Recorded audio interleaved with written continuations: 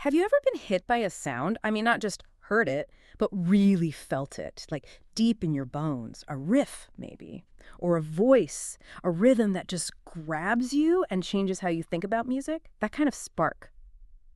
Well, it often comes from one person's fearless vision. Okay, let's unpack this. Today, we're doing a deep dive into the life and legacy of a man whose ear for talent and just his audacious spirit didn't just tweak the sound of the 20th century. Nope, it utterly reshaped it. We're talking about Samuel Cornelius Phillips, the legend, known simply as Sam Phillips. Yeah, and what's truly fascinating here, I think, is how one individual, right, coming from seemingly pretty unassuming beginnings, how he could cultivate such a profound understanding of human emotion, of cultural currents. He wasn't just creating music, he created this unique space where groundbreaking art could actually emerge. He was kind of a midwife, you could say, to a whole cultural revolution. A midwife, I like that. Yeah, it's a story that fundamentally changed not just what we listen to, but how we listen, and maybe most importantly, who gets to make those sounds heard in the first place. Absolutely, and when you think about it, so many sounds that define whole genres. Rock and roll, obviously, rockabilly, classic R&B, even bits of country and blues. You can trace their lineage directly back to this one guy. He was like the sonic alchemist, right? Yeah. The talent whisperer, the visionary who dared to record the sounds nobody else was touching. Mm-hmm. So our mission today is really to discover those specific nuggets of insight that turned Sam Phillips into a legend. We're talking the pivotal decisions, the philosophies underneath it all, and those, aha moments that weren't just about hitting the right note, but about reshaping an entire era, and ultimately our shared musical landscape. So let's journey back, way back to the beginning, right? And understand the formative influences that shaped this visionary. Sam Phillips was born January 5th, 1923. Youngest of 8 kids, believe it or not. On a 200-acre mortgage farm near Florence, Alabama, his parents, Madge Ella and Charles Tucker Phillips, gave him this connection to the land, but also, crucially, to the sounds that came from it. Right, and that early environment. Yeah. It was much more than just a place he was born. It was really a crucible of experience that profoundly impacted young Sam. You have to picture this. A young boy spending countless hours picking cotton, Alabama heat, and not alone, but alongside black laborers. Right. Now, this wasn't just physical work. It was this immersive cultural exchange. Mm-hmm. Phillips himself, he explicitly recalled how hearing these laborers singing, chanting, humming spirituals, field hollers right there in the fields, it left this indelible, profound impression on him. Wow. It wasn't like he was just casually observing from the outside. No, it was deeply personal, foundational. It just permeated his whole worldview. He wasn't just hearing tunes. He was absorbing this raw, authentic expression of life, of burden, joy, hope, all woven into the fabric of daily struggle. And that exposure to such unvarnished, heartfelt music, it really laid the essential groundwork for his later musical taste, his openness to diverse, unpolished sounds. That's where it gets really interesting, isn't it? So you've got this young man steeped in these powerful, raw sounds of the rural South, but he's dreaming of something totally different for himself, at first anyway. Before music really took over his path, Phillips had these distinct academic aspirations. He even conducted the school band at Coffee High School, which, okay, shows an early inclination towards structure, maybe leadership, a creative side. Sure. But his ambition was bigger than the bandstand. He wanted to be a criminal defense attorney. What does that tell us about his character, maybe even before music became his calling? That's an excellent question. Yeah. Because it gives us this crucial window into his core identity, doesn't it? Yeah. Wanting to be a criminal defense attorney. It suggests a mind already leaning towards structure, yes, but also a really deep-seated sense of justice and a desire to advocate for people whose voices might otherwise be unheard or misrepresented. He was sort of drawn, really, to the idea of giving agency, a platform, to the marginalized, which, when you think about it, it's not actually that far removed from what he ended up doing in music, is it? Huh. Good point. That desire for justice, that early exposure to authentic voices often overlooked by the mainstream. It all kind of converges. But then life threw him that curveball you mentioned, the harsh realities of the Great Depression. They forced this major shift. His father went bankrupt and then sadly died in 1941. Sam had to leave high school early, just 18 years old. Suddenly, he's responsible for his mother and aunt. He's working tough jobs, grocery store, even a funeral parlor. Wow, a funeral parlor. Yeah. It really underscores that early sense of responsibility, his resilience. He had to confront life and death, joy and sorrow up close. And that would undoubtedly resonate later in the kind of soulful, raw music he wanted to produce. So after those really formative years in Alabama, there's this pivotal personal connection, right? And a crucial professional insight. They kind of intertwine and set the stage. He starts his radio career at WLA, that's AM, in Muscle Shoals, Alabama. This is the 1940s. He's working as a DJ, a radio engineer. And it's there, 1942, that Sam, who's only 19, meets Becky Burns. She's just 17, still in high school. But she's already a local radio personality with her sister. They were the Kitchen Sisters. It's a truly charming story, almost cinematic, isn't it, for his most significant personal relationship. Phillips himself, he recounted it with real warmth, saying, "I fell in love with Becky's voice even before I met her." And Becky, in recollections she shared later, painted this incredibly vivid picture of their first meeting, described him coming in out of the rain, hair all windblown, raindrops in it. She remembered his sandals and a smile unlike any I had ever seen. And famously, she told her family that very night after he sat on the piano bench and talked to her, she said, "I had met the man I wanted to marry." Wow. Just like that. Just like that. They married in 1943, had 2 kids. They did eventually divorce in 1960, but that connection clearly ran deep. Becky passed away in 2012, aged 87. It was just an essential part of his early adult life, a kind of human anchor during this intense period of growth for him, personally and professionally. And beyond that really deep personal connection, WLA also gave him this crucial professional insight, something that would directly fuel his future work. He explicitly said that the station's open format, meaning they played music by both white and black musicians, that would later inspire his work in Memphis. So this open format idea, what does it really tell us about the kind of producer he was already becoming, especially thinking about the segregated South back then? It wasn't just playing diverse music, it was kind of barrier breaking from the start, right? Oh, absolutely critical point. Yeah. Because that experience at WA, it was genuinely foundational to his whole philosophy. In an era when racial segregation was just rigidly enforced everywhere, especially in media like radio, Phillips wasn't just exposed to, but actively participated in, a broadcasting environment that transcended those racial lines in its music. Right. This wasn't just some progressive idea he read about. It was a practical, daily demonstration that different musical traditions could coexist. And not only coexist, but appeal powerfully to diverse audiences. It really solidified his belief in the universal power of authentic music, regardless of the performer's race. It showed him firsthand that there was a hungry audience for sounds that didn't fit neatly into the racial boxes of the time. So he saw the market, too. He saw the market, and he felt the power of the music. This early exposure to a non-segregated soundscape, it deeply informed his later vision for Sun Records. That's where he'd intentionally try to bridge those cultural divides. After WA, he moves to Memphis, which is this vibrant cultural melting pot itself, right? He worked there from 45 to 49 as an announcer, sound engineer for WREC. And that period, it further honed his technical skills, deepened his understanding of the city's unique musical pulse, and brought him even closer to that incredible confluence of blues, country, gospel that was just simmering in Memphis. And that very pulse, that intoxicating mix of sounds, it leads directly to his next big, audacious move. January 3rd, 1950. Phillips takes the leap, opens the Memphis Recording Service, 706 Union Avenue, Memphis. And this wasn't initially some grand record label with big backers, was it? It was simpler, more accessible, almost like a community hub for sound.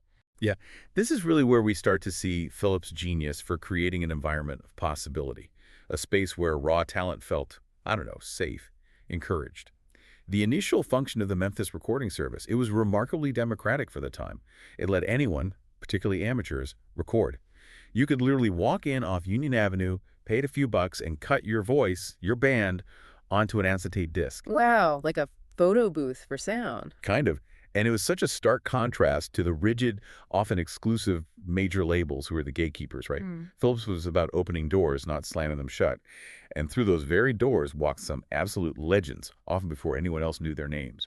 Artists like B.B. King, Junior Parker, the electrifying Howlin Wolf. Howlin Wolf, unbelievable. Many of them black blues musicians, often ignored by the bigger white-dominated labels. They made some of their very first seminal recordings right there.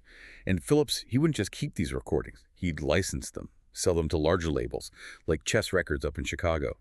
So he was effectively acting as this pioneering talent scout and a vital, almost essential bridge between raw, untapped talent and the mainstream music industry. He was enabling voices that otherwise might never have been heard outside their local communities, amplifying sounds bubbling up from the cultural underground. And it was right there, at the Memphis recording service that a sound was forged that many music historians, people like Peter Grolnick, consider the first rock and roll record. We're talking Rocket 88 by Jackie Brenston and his Delta Cats, which was actually a band led by a 19-year-old Ike Turner. He wrote the song, too. Recorded in '51, eventually released by Chess in Chicago. Oh, the significance of Rocket 88. You just can't overstate it. Not just as like a historical marker, but as a genuine blueprint for a completely new sound. It wasn't just another song, it was a sonic manifesto. It showcased Phillips's unique ability to capture and amplify this raw, energetic musical style that just actively defied easy categories. That driving rhythm, the deliberately distorted guitar, legend has it, came from a damaged amplifier being pushed way too hard. Ah, the mistake becoming the magic. Exactly. It was rough, it was wild, and it was undeniably new. It encapsulated the very essence of what rock and roll would become. A blend of blues, R&B, and this fresh, youthful energy. This wasn't polished pop, sanitized for the masses. This was visceral, authentic, bursting with life, perfectly aligned with Phillips' whole philosophy of capturing feel over technical perfection. Can you just imagine being in that studio? Maybe smelling the cigarette smoke, I don't know, hearing Rocket 88 for the very first time. It wasn't just a song, it was like a seismic shift, wasn't it? Becoming rock and roll, rattling the foundations of everything, echoing through decades. And it wasn't a fluke or a one-off. From 1950 to '54, Phillips kept recording this incredibly wide range of artists from all across the Southern musical spectrum. We're talking James Cotton, Rufus Thomas, Roscoe Gordon, Little Milton, Bobby Blue Bland, even the Prisoners, that vocal group from the state penitentiary. Right. The Prisoners, incredible story there, too. It just shows the amazing breadth of his early work, his commitment to diverse sounds. Way before he even launched his own label, he was clearly building something, wasn't he? An empire of raw sound. So with the success, the growing reputation of the Memphis recording service, it was really only a matter of time before Sam Phillips decided, okay, I need to put my own stamp on this music. So 1952, Phillips officially launches his own label, the Sun Record Company, using that same studio, 706 Union Avenue, as its beating heart. Yeah, that was a truly pivotal moment. A conscious decision, really, to move beyond just being a talent scout and become the creator of his own destiny. And the impact, staggering. During its relatively short but incredibly explosive 16-year run, Sun Records produced something like 226 singles, yielding more raw, authentic rock and roll records than pretty much any other label of its time. That's insane for an indie label. It's a staggering output. For an independent label run by just a handful of people, minimal resources. But Phillips wasn't just interested in churning out hits for hits' sake. He had this profound, almost revolutionary philosophy behind his label. He articulated his goals really clearly. He said he wanted to, quote, develop new and different artists and get some freedom in music and tap some resources and people that weren't being tapped. Freedom in music. Exactly. This was a radical departure from the commercial norms back then, which often prioritized established artists, formulaic sounds, rigid genre boundaries. Phillips's approach, it was about democratizing music, giving a platform, a voice, an audience to the unheard. He was seeking out the authentic, the raw, the unvarnished truth in sound wherever he found it. And central to that almost spiritual approach was his unique way of capturing sound, his specific production philosophy. He famously said, and it's the quote that defines him really, he didn't care about mistakes, he cared about the feel. That statement is just absolutely central to understanding his whole production style and why Sun Records sounded so incredibly authentic, so raw, so utterly alive. It wasn't about polished perfection, which every other major label was gunning for. It was about capturing the essence, the raw emotion, the undeniable vibe of a performance, even if it meant embracing the rough edges. Right. And if we connect this to the bigger picture of music production, Phillips wasn't just running a business. He was acting like a kind of cultural alchemist, seeking out and amplifying voices that were authentic, resonant, often from communities that had been marginalized or just ignored by the mainstream. His focus on feel over mistakes, it completely inverted the traditional recording paradigm. While other producers might spend hours, endless retakes to fix a vocal wobble, a missed chord, a slight timing thing, Phillips understood something profound. Those very imperfections often contained the raw humanity, the spontaneous energy, the emotional truth that made a performance real and compelling. Yeah. Imagine a band, right? Maybe a little nervous, maybe a bit off key for a second, but playing with incredible passion. Another producer, stop tape, Phillips, let the tape roll, because he was listening for the fire, the spirit. He saw beauty in the unpolished, the raw, the genuine expression. because he knew that's where the heart of the music truly resided. He was recording moments, not just notes on a page. This quest for a raw authenticity also deeply rooted him in a particular genre, the blues. While Phillips recorded loads of different styles at Sun Country, rockabilly, gospel, kishful, he had this particular profound interest in the blues. He really got what that music meant, didn't he? Oh, absolutely. His connection to the blues, it went way beyond just musical appreciation. Yeah. It was deeply empathetic, profoundly intellectual. He articulated his understanding of it with remarkable clarity. He said, the blues, it got people black and white to think about life, how difficult, yet also how good it can be. They would sing about it, they would pray about it, they would preach about it. This is how they relieved the burden of what existed day in and day out. Wow, that's powerful. Isn't it? It just reveals his deep understanding and appreciation for the genre's emotional depth, its philosophical weight, its vital social function as this form of communal therapy and expression. For Phillips, the blues wasn't just entertainment. It was a spiritual release, a powerful narrative of human experience. And this passion for the blues, this innate understanding of its raw power, it formed a fundamental foundation for the rock and roll sound he would cultivate. It showcased the genre's profound influence on the raw energy, the storytelling, the absolute authenticity he sought in all his recordings, bridging gaps, sacred and secular, country and city. So the blues wasn't just a musical style for him. It was this profound human expression, a way to relieve the burden, like a kind of emotional, spiritual release valve. That's such a powerful insight into his motivations, the underlying mission of Sun Records. And it brings us directly to a moment that would forever change music history, the discovery of a then unknown truck driver named Elvis Presley. Indeed. It's a story that's been told so many times, but its significance just never diminishes, does it? July 18th, 1953. An 18-year-old Elvis Presley, working as a truck driver for Crown Electric, walks into the Memphis Recording Service studio. Now, he wasn't there to audition for a record deal, not initially. He just wanted to record an acetate disc, a personal record.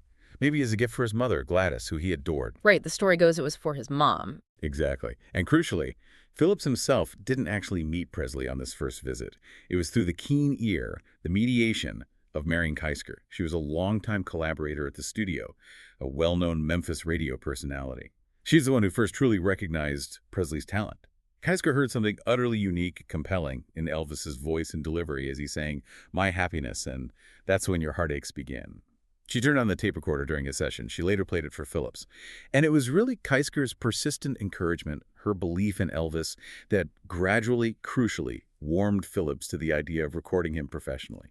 She saw something special that Phillips maybe initially missed. What incredible serendipity, but also human perception, right? A truck driver walks in, the boss doesn't immediately see it, but history gets made anyway, thanks to Marion Keisker's ear and Phillips's eventual vision.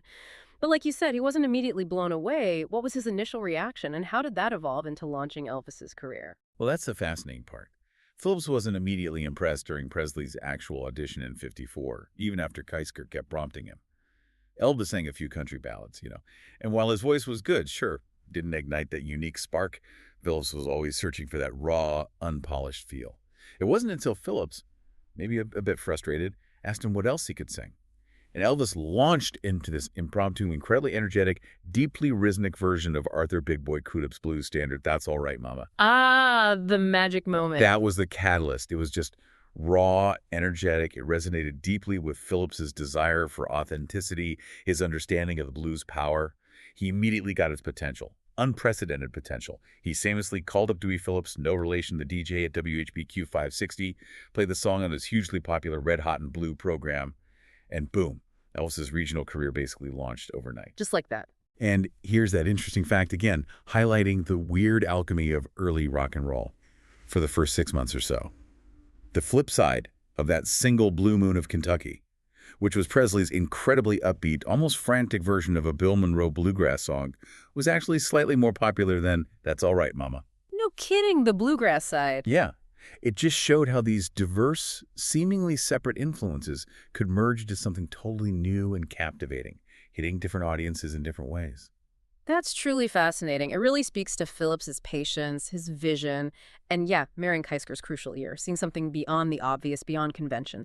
But once he did recognize that raw talent in Elvis, how did he know what to do with it? How did he steer him away from just being another country crooner towards this entirely new, explosive sound? The sound that became rock and roll. Phillips had this almost unparalleled intuition. For artistic direction, yes, but also for market potential. He absolutely saw that Elvis could tear a ballad to pieces.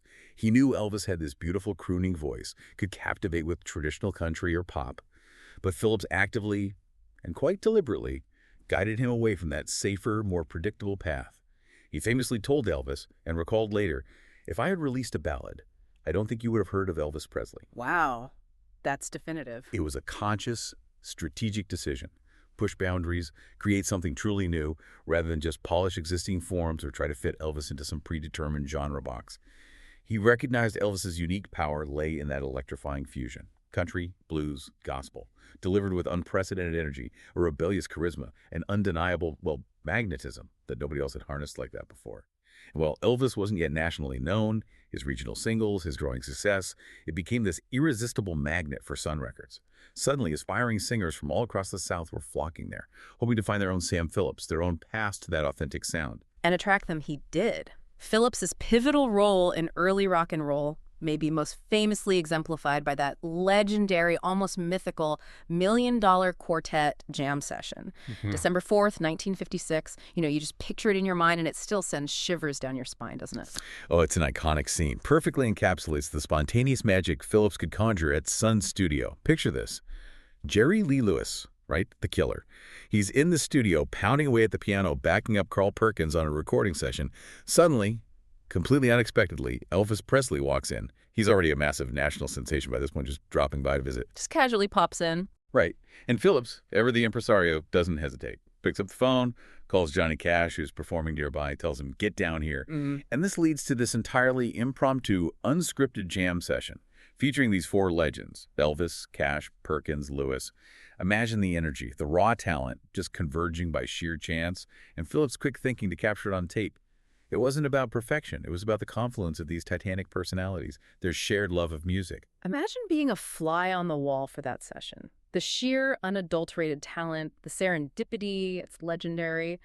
And it speaks volumes about the incredibly creative, spontaneous, almost like a family environment Phillips fostered there. And he even added a bit of his signature showmanship to motivate his artists, right? Always pushing. She absolutely did. Phillips wasn't just a producer. He was a master motivator, a cheerleader, and a shrewd businessman all rolled into one. He challenged the four of them, the quartet, to achieve gold record sales, offered a very tempting prize, a free Cadillac to the first one to hit that milestone. Cadillac. Nice. Yeah. It was this spirited, competitive, but ultimately friendly contest, which Carl Perkins, the rockabilly pioneer, ultimately won. And this legendary contest, it's even commemorated in a song by the Drive-By Truckers. Shows how deeply ingrained these stories are in American music lore, And beyond Elvis and the $1 Million Quartet, Phillips's discerning ear, his daring vision, it extended to launching other huge stars at Sun. We're talking artists like the operatic Roy Orbison. Orbison, incredible voice. The high-energy Sonny Burgess with his hit My Bucket's Got a Hole in It. The smooth stylings of Charlie Rich, bluesman Junior Parker, the rockabilly wildman Billy Lee Riley. Each of these artists, they contributed significantly to the rich, distinctive tapestry of the Sun Records sound, all brought to the forefront by Sam Phillips. Sam Phillips wasn't just a record producer, though. He was an innovator, a talent scout, and maybe most profoundly, a quiet social pioneer. He was this relentless advocate for racial equality, helping to fundamentally break down racial barriers in the music industry. During a time when America, especially the South, was just deeply, rigidly segregated. Yeah, this aspect of Phillips's legacy is, without a doubt, one of his most significant contributions. And yet, it's often underappreciated, isn't it? His commitment to racial equality. It wasn't just some convenient business strategy or a political stance he adopted. It was deeply ingrained in his fundamental life experience, his core musical philosophy. We can trace it right back to those earliest memories, picking cotton alongside black laborers in Alabama, and his subsequent experience with that open format at WLA Radio, which fearlessly played music by both white and black musicians. Right, it was baked in early. It was baked in. Those experiences taught him, firsthand, the universal appeal of authentic, heartfelt music, showed him its power to transcend these artificial racial divides. He saw that music, at its purest, was colorblind. So this wasn't just a business decision for him, like, oh, here's an untapped market. It was a core belief system, driven by his personal history, what he'd seen. But how did that actually translate into his work at Sun Records? In the deeply segregated South of the 1950s, what were the challenges? How did he navigate that? It was revolutionary. and frankly, pretty risky. In the 1950s South, social interaction between black and white people was severely restricted. Cultural products, strictly segregated. Phillips consciously created Sun Studio as one of the very few places where black and white musicians could freely interact, collaborate, create together. This wasn't just tolerated, it was encouraged. He wasn't just recording black artists like B.B. King, Howlin Wolf, Jr. Parker. He was actively, often aggressively, finding ways to sell their music to a broader audience, including white listeners. How did you do that? By licensing their tracks to larger labels, promoting them on radio, and crucially, by presenting artists like Elvis Presley as a fusion of these black and white musical traditions. Elvis wasn't just a white singer. He was a white singer singing black blues music, often in a style undeniably influenced by the R&B artists Phillips had recorded. This was groundbreaking, a direct challenge to the racial rules of the time. Phillips used his studio as this literal and figurative space for cultural connection to happen, long before it was socially comfortable or widely accepted. He didn't just record music. He amplified a message of unity through sound, paving the way for a more integrated musical landscape. It was a profound act of cultural integration through art, often facing pushback, implicit or explicit, from a society not ready for that kind of blending. And his profoundly progressive thinking, it wasn't just confined to the studio walls or the music genres he recorded. Phillips also launched radio station WHER, October 29, 1955. And this was genuinely audacious, even for him, for its time. Can you tell us more about this incredible venture? Absolutely. WHER was just an incredible testament to Phillips's innovative spirit, his willingness to challenge societal norms. It was the first all-female radio station in the entire United States. Think about that. 1955, an era when women's roles in professional life were highly restricted.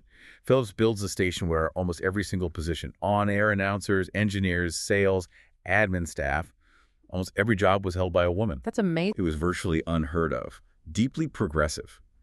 And there's this interesting, almost humorous twist. Each of the young women who auditioned, they initially assumed there'd only be one female announcer position, right? As was standard kind of tokenistic practice back then. They only learned about the radical, all-female format days before the first broadcast. It must have been a shock and an exhilarating one. This wasn't just a business venture, it was a social statement, demonstrating Phillips's innovative approach not just in music but in broader media, employment practices. He was constantly thinking outside the box, seeing talent and potential where others just saw traditional boundaries. An all-female radio station in 1955. That's genuinely audacious. It speaks to the streak of progressive thinking that went way beyond just music, right into social equity. But Phillips wasn't just a creative visionary and social pioneer. He was also a remarkably shrewd businessman, able to parlay those initial successes into a significant financial empire. Yeah, this really highlights Phillips's comprehensive vision, his multifaceted genius. He wasn't just a creative artist, a sonic genius. He was an astute entrepreneur who understood how to build an empire that stretched far beyond the recording studio, solidifying his financial independence and, importantly, his ongoing influence. Through a series of incredibly shrewd investments, he amassed a significant personal fortune. A prime example, and one that really showcases his remarkable foresight, is his early investment in Holiday Inn. Holiday Inn, really? Really, he became one of the very first investors in that burgeoning motel chain. Shortly after making one of his most famous business decisions, selling Elvis Presley's contract to RCA, which was then a groundbreaking $35,000. Huge money back then. Huge money. But he didn't just pocket it. He invested it wisely. He multiplied that initial sum many, many times over through his Holiday Inn shares. It shows this almost uncanny foresight into the rapidly expanding travel and hospitality industry in post-war America. He understood America was hitting the road, and travelers needed places to stay. That's truly incredible business acumen. He didn't just get the nuances of a great vocal or a killer guitar riff. He understood opportunity. And crucially, how to leverage success into totally new ventures. What other ventures did he pursue that paint this picture, this multifaceted entrepreneur? Oh, his business interests were incredibly diverse, showcased a constant drive to innovate and expand. He created 2 subsidiary recording labels. Phillips International Records, which kept fostering new talent, and Holiday Inn Records, actually capitalizing on his hospitality investment. Very clever. He also ventured into the restaurant business, owned the Sun Studio Cafe in Memphis. One location was notably inside the Big Ball of Memphis. Further expanding his media empire beyond just music, Phillips founded Big River Broadcasting Corporation, which to this day owns and operates several radio stations back in his home area, Florence, Alabama. WQLT-FM, WSBM, WXFL. He even established another radio station, WLIZ, down in Lake Worth, Florida, back in 1959.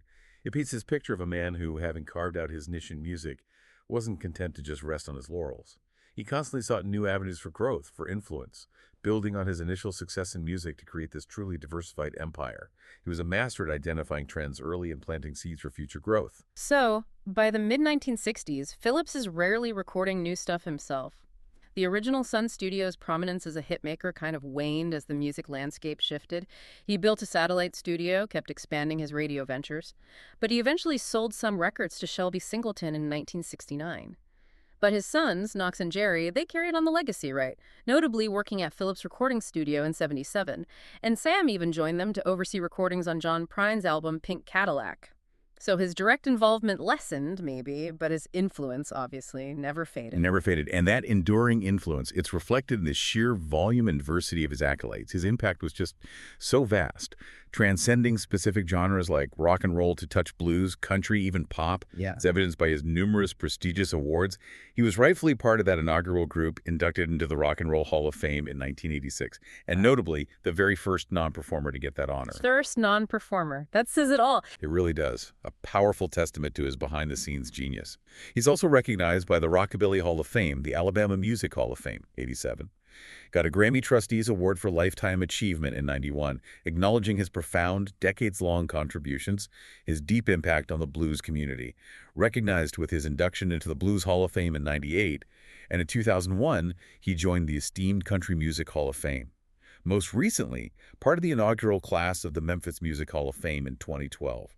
These aren't just awards, they're like a mosaic, demonstrating his unparalleled cross-genre legacy. It's absolutely extraordinary, isn't it, that he was the first non-performer in the Rock and Roll Hall of Fame. Truly underscores that foundational, almost architectural role he played in building that whole genre.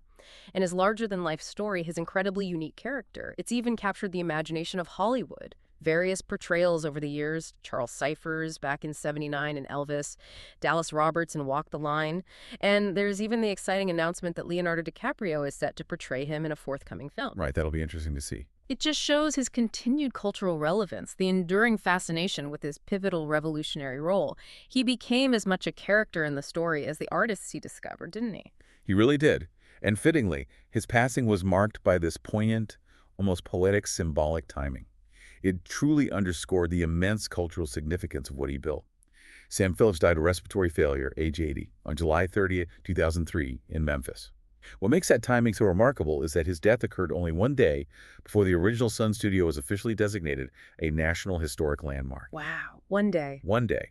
It's as if, just as his physical presence departed, the very physical manifestation of his vision received its highest national recognition. His passing marked the end of an era, certainly. But that landmark designation ensures his physical space, his artistic legacy, they endure. Forever enshrined as a birthplace of American music, he's interred in the Memorial Park Cemetery in Memphis, leaving behind this indelible, truly revolutionary mark on the world. So, what does this all mean for us today?